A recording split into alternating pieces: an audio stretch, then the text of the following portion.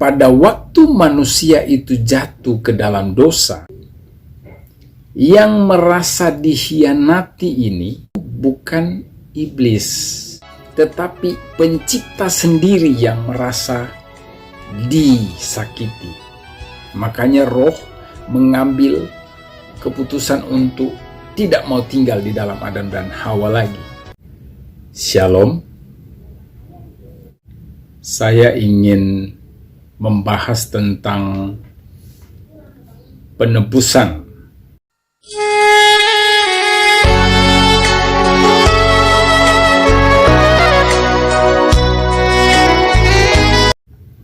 Kalau kita membaca dari informasi melalui situs Google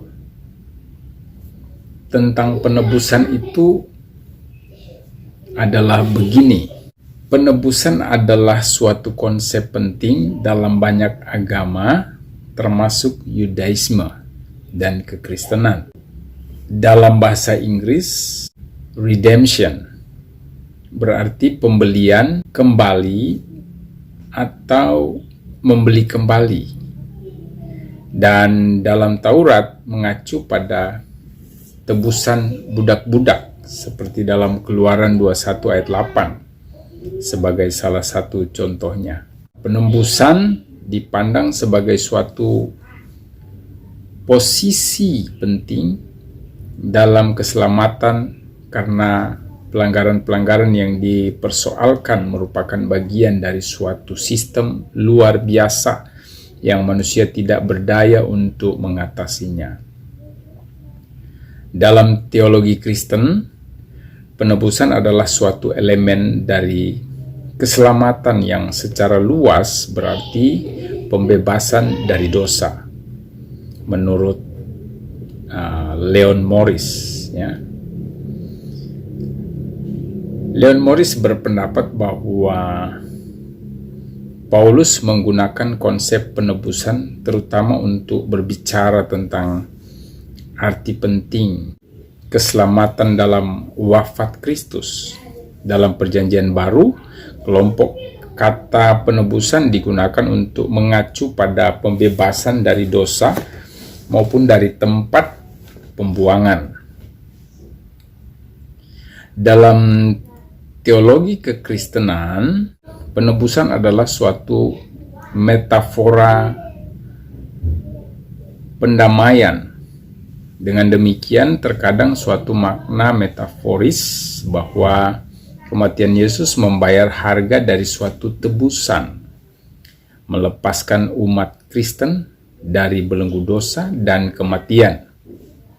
Kebanyakan teologi evangelikal dan denominasi Protestan menolak argumen yang menyatakan bahwa Allah membayar harga tebusan untuk penebusan manusia kepada setan. Nah, saya ingin konfirmasi tentang informasi di dalam Google ini. Ini adalah satu tesis, saya kurang jelas ini siapa sebenarnya yang menulis ini, ya. Saya juga termasuk orang yang sungguh-sungguh menolak keras tentang ini, bahwa Allah membayar harga tebusan untuk menebus manusia kepada setan. Saya sangat tidak setuju. Ya. Kenapa? Karena saya punya dasar kebenaran tentang itu. Jadi sebenarnya tentang penebusan itu adalah begini. Saya beri contoh. Ini misalnya, ya, ada seseorang yang saya anggap atau saya angkat menjadi anak angkat saya nih, ya. Lalu orang ini, anak angkat saya ini, berhutang kepada saya. Dan dia tidak punya daya apa-apa untuk bisa membayar hutangnya ini karena terlalu berat bagi dia. Sedangkan saya punya rasa belas kasihan terhadap anak angkat saya ini. Lalu saya berinisiatif bagaimana caranya supaya saya bisa membebaskan anak angkat saya ini dari hutang piutangnya yang besar, yang berat itu kepada saya. Dan ini ide saya sendiri. Saya pengen bebasin dia dengan cara saya. Tidak harus dengan orang lain supaya membayar ke saya, supaya anak angkat saya ini terbebas dari hutang. Tetapi saya sendiri, bagaimana caranya saya ingin supaya anak angkat saya ini terbebas, terlepas, merdeka dari hutangnya terhadap saya. Ya. Dan saya putuskan, saya mau menyatakan bahwa anak angkat saya ini bebas dari segala hutangnya. Ya, jadi saya ingin menyatakan bahwa semua hutang dari anak angkat saya ini bebas, 100% lunas. Tanpa dia membayar ke saya sendiri yang melakukannya, yang melunasinya. Ini hanya sebuah bahasa analogi, ya, yang saya gunakan untuk supaya saudara lebih cepat mengerti konsep tentang bagaimana Allah menebus manusia dari dosa. Kita kembali kepada konsep awal, ya. Kalau saudara baca di dalam kitab Kejadian pasal yang ke-3, di mana manusia itu jatuh ke dalam dosa. Kita lihat di sana, waktu penciptaan Allah menjadikan manusia itu sepasang, Adam dan Hawa. Oke. Waktu dia ciptakan manusia yang komplit, yang sempurna ini, manusia pertama, dia menguduskan hidup Adam dan Hawa, dan roh Allah itu diam di dalam Adam dan Hawa. Saudara perlu tahu informasi tentang ini. Ini penting, ya. Akan tetapi, ketika manusia itu jatuh ke dalam dosa,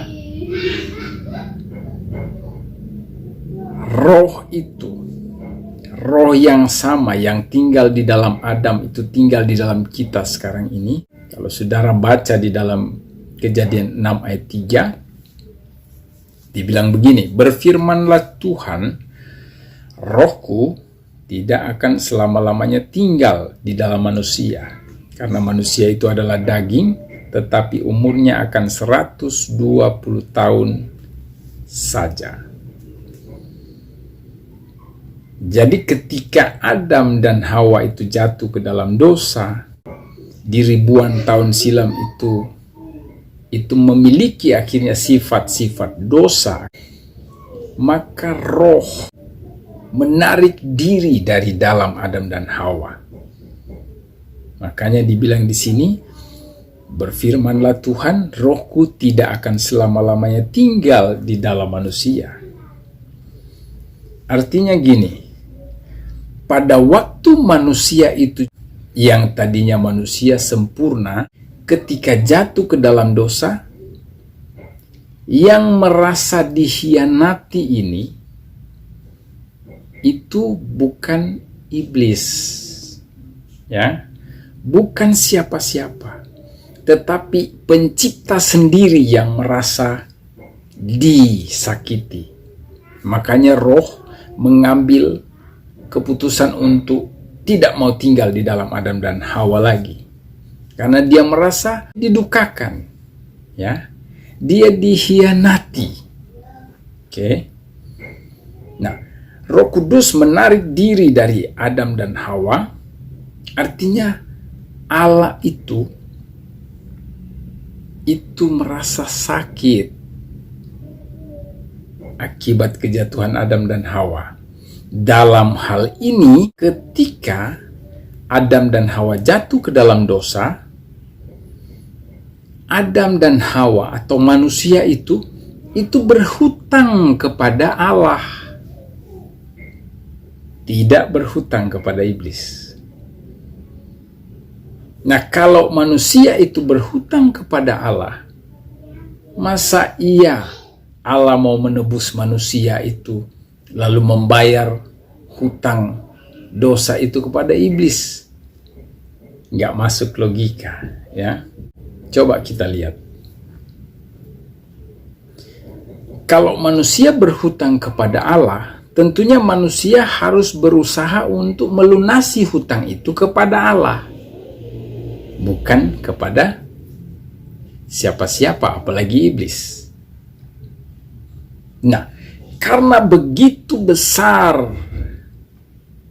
dosa, kesalahan manusia terhadap Allah ini, tidak bisa manusia itu membayar lunas hutangnya kepada Tuhan, hutang dosa itu.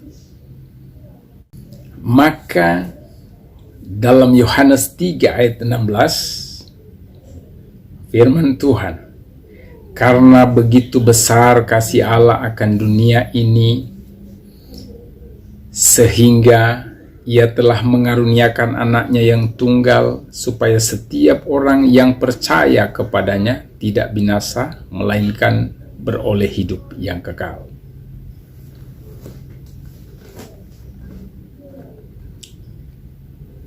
Allah begitu mengasihi manusia, sehingga Ia tidak menyayangkan anaknya yang tunggal, firman yang hidup, yang mengambil rupa sebagai hamba dan menjadi serupa dengan saudara dan saya, untuk menebus manusia itu kembali, supaya dikembalikan kepada konsep awal Allah, hidup sempurna di dalam Dia, di mana rohnya bisa tinggal, bisa berdiam kembali di dalam manusia. Dalam hal membayar lunas dosa manusia ini, itu adalah inisiatif Allah sendiri. Dia ingin membebaskan dengan cara Dia, manusia itu terlepas dari hutang dosanya terhadap Dia. Sebenarnya bahasa yang dipakai Rasul Paulus ini itu sebenarnya ada baiknya, supaya kita ngerti tentang konsep penebusan. Hanya saja orang salah memahaminya, ya, salah mengerti konsep penebusan ini pada akhirnya. Banyak orang keliru. Jadi pada intinya, manusia bebas dari dosa itu ditebus Allah, itu bukan dibayar lunas kepada iblis, tetapi dengan cara mengorbankan anaknya, dengan darah anaknya, ya. Makanya dari awal, pada waktu Adam dan Hawa jatuh ke dalam dosa, ketika mereka menyadari bahwa mereka ternyata telanjang secara fisik, Allah membuat pakaian dari kulit hewan, dipakaikan ke mereka supaya menutupi aurat mereka. Nah, pada waktu Allah mengambil kulit hewan, tentunya ada penumpahan darah di sana, ada korban di sana. ada hewan yang harus dikorbankan supaya kulitnya diambil untuk dijadikan, dipakaikan untuk menutupi ketelanjangan dari Adam dan Hawa.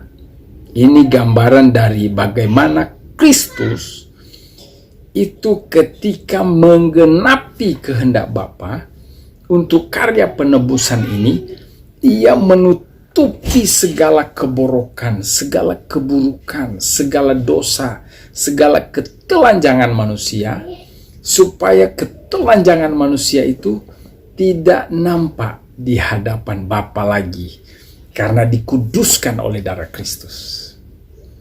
Makanya setiap orang itu perlu percaya Yesus, percaya dan menerima Yesus sebagai Tuhan dan Juru Selamat, supaya ia boleh dikuduskan, disucikan dari dosa-dosanya. Caranya mengaku Yesus sebagai Tuhan dan Juru Selamat, dibaptis dalam nama Bapa, Putra, dan Roh Kudus. Dengan demikian, manusia akan mendapat pengakuan dari Bapa.